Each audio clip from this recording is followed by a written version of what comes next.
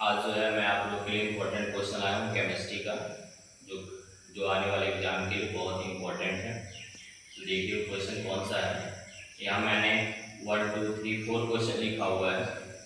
तो देखिए ये इंग्लिश में लिखा हुआ है, तो इसका हिंदी उतना कुछ जो है हार्ड नहीं है, आप समझ सकते हैं।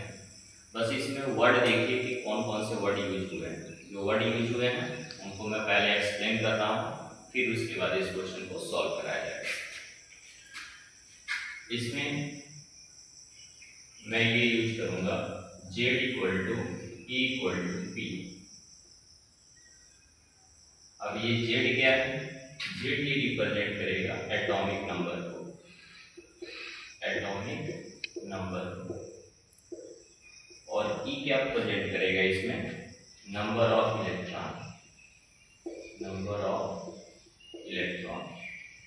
और P number of proton, number of proton.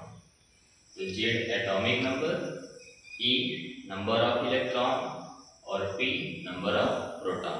तो ये फॉर्मूला ये हुआ, इसका हम अप्लाई करेंगे क्वेश्चन में। नेक्स्ट एक फॉर्मूला होता है A equal to P plus N, जहाँ A का मतलब होता है मास नंबर, या इसको हम एटॉमिक मास भी कहते हैं, एटॉमिक मास। और P का मतलब अभी मैंने आपको बताया है नंबर ऑफ प्रोटॉन, और N का मतलब नंबर ऑफ न्यूट्रॉन। बोलिए ये समझ में आ सबको?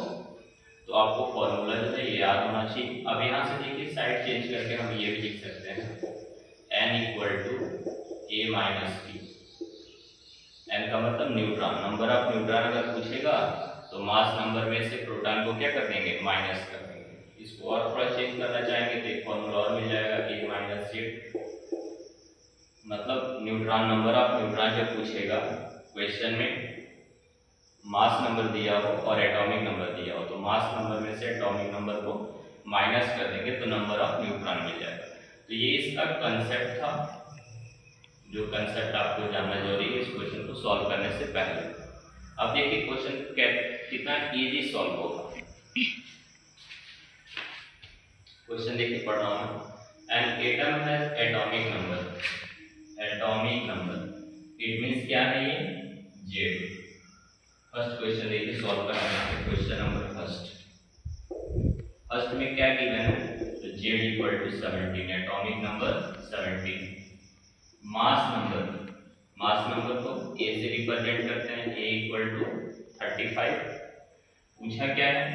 नंबर ऑफ न्यूट्रॉन, यानी आपसे N पूछ रहा है। तो देखिए मैंने कहीं फॉर्मूला लिखा है इनका जो इन दोनों से रिलेटेड हो, वहां लिखा गया है A माइनस क्या? Z। तो आप इसमें से 35 में से 17 माइनस कर दीजिए तो कितना आ जाएगा? और 15 में से 7 माइनस कर दिए 8 हो जाएगा, यानी 18 हो गया। नंबर ऑफ न्यूट्रॉन कितना हुआ? 18। सेकेंड क्वेश्चन देखिए, एन एटम कंटेन्स 11 प्रोटॉन, मतलब क्या गिवन है? P 11 हो गया, एंड 12 न्यूट्रॉन। और क्या गिवन है? N equal to 12। पूछ क्या रहा आपसे? Mass number. तो मास नंबर को किससे रिप्रेजेंट करते हैं? A से। तो A वाला कोई ऐसा फॉर्मूला है जो इन दोनों से रिलेटेड हो, तो देख रहे हैं आप ये फॉर्मूला P प्लस N। तो 11 प्लस 12 20। तो मास नंबर आ गया इसका, सेकंड सॉल्व हो गया 23। कितना फास्ट सॉल्व हो रहा है जब ये कंसेप्ट आपको मालूम है। थर्ड नंबर देखिए, question number third.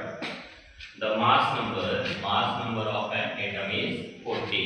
It means mass number given है A equal to 40 and atomic number it means Z equal to 20। Find neutrons, N पूछ रहा है आपसे। अब N का देखिए कोई ऐसा फॉर्मूला मैंने बताया जो A और Z से रिलेटेड हो, तो देखिए यहाँ formula N equal to A minus Z। 14 minus 20 equal to कितना? 20। तो नंबर ऑफ न्यूट्रॉन इसका भी सॉल्व हो गया 20। लास्ट है an atom has 50 proton, number of proton कितने हैं? 4 नंबर क्वेश्चन में नंबर ऑफ प्रोटॉन है 15 और नंबर ऑफ न्यूट्रॉन है 16।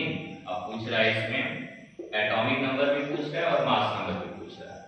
तो P देखिए Z इक्वल टू होता है Z equal to E equal to P।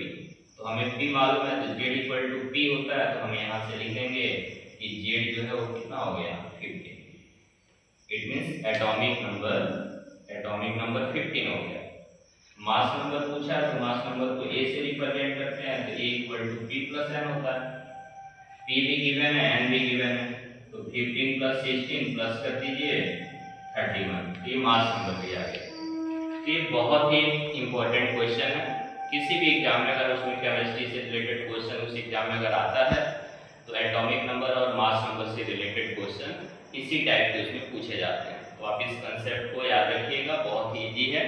और इस तरह से ये जो भी फॉर्मूला है इस फॉर्मूले को आप क्वेश्चन में अप्लाई करेंगे, बहुत फास्ट क्वेश्चन सॉल्व होगा। तो आई होप आपको ये चीज़ें अच्छे से समझ आई होंगी। तो जो अपकमिंग एग्जाम है, जो भी एग्जाम आने वाला है, जैसे यूपी टेट आने वाला